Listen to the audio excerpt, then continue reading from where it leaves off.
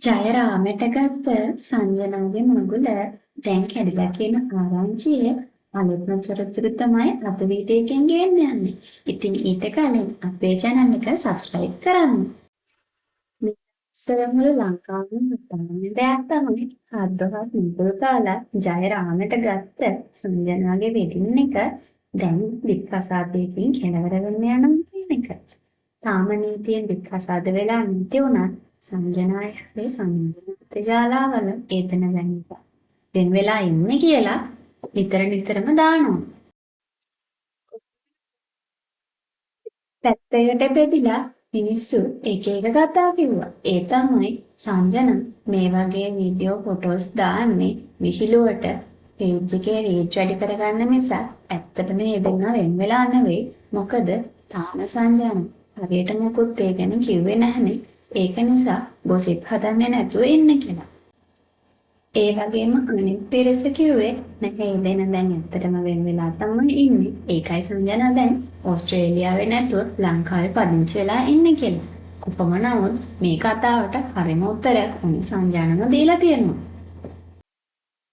ඉතින් සංජනා කියන්නේ තාමත්ම සුරූපී දක්ෂ කටකාර දඟකාර නවක නිලියක්.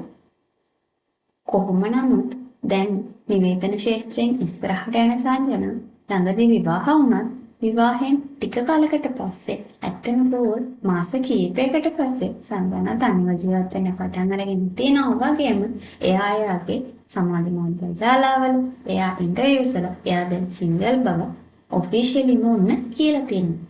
මේකට හේතුව මොකක්ද කියලා හැමෝම අහුවත් සංජන හරි පිළිතුරක් දුන්නේ නැති වුණාට ඔන්න එයා ඒකට හරියටම හරි උත්තරේ දීලා තියෙනවා. ඉතින් සංජනාගේ Facebook එකේ සංජනාව දාලා තිබ්බ මෙන්න මේ වීඩියෝ එක බලන්නකෝ. එල ලස්සන බඹ ඉංග සුඟ ඒ කෙටු නැනි තික හොඳයි උඹ හැඩ රුව මම අස නැන මචං කෙටු කෙල්ලන්ට ඒ මාතර ඉන්න ඕනේ හොඳ. ඉතින් දැන් සංජනා කියන විදිහට එයා විවාහ වුණ එයාගේ ස්වාමි පුරුෂයා මම දන්නේ නැහැ වචන මට මෙතන කියන්න පුළුවන්ද කියලාම. පිරිමි ළමයින්ට තමයි කැමති කියලා එයා දැනගත්ත නිසා තමයි එයාලා වෙන වෙලා තියෙන කියන එක තමයි සංජනාව මේ විදිහට කියන්නේ. මේකට සංජනාට ගොඩාක් අය අනම්මනම් කියලා තිබ්බා. තවත් අය සංජනාව වෙනුවෙන් දුක් කළා තිබ්බා. සංජනාව වෙනුවෙන් දුක් කරන අය වගේම බනින අය ගොඩාක් ඉන්නවා. බනින අය කියලා තිබුණේ විවාහ වෙන්න කලින් ඒක දැනන් හිටියේ නැද්ද? දැන් තමන්ගේ වැරදි නිසා කසාදේ කැඩුණාට පස්සේ අනිත් මිනිස්සුන්ට චෝදනා කරන්න එපා බොරුවට දේවල් හදන්න එපා කියලායි. ඇත්තටම මේ වගේ චෝදනාවක් මේ වගේ ප්‍රසිද්ධිය කරන එක ඉතාම බරපතල දෙයක්. මේක ඇත්තක් නෙවෙයි නම් සංජනාගේ සැමියා මේකට මොන වගේ ප්‍රතිචාරයක් දක්වයිද මොන වගේ ක්‍රියාමාර්ගයක් ගනීද කියන එක අපි බලාගෙන ඉමු. කොහොම වුණත් සංජනාට නම් ඒ කිසි දෙයකින් වැඩක් නැහැ වගේ. එයා හරිම සතුටින් එයාගේ ජීවිතේ ගත කරනවා.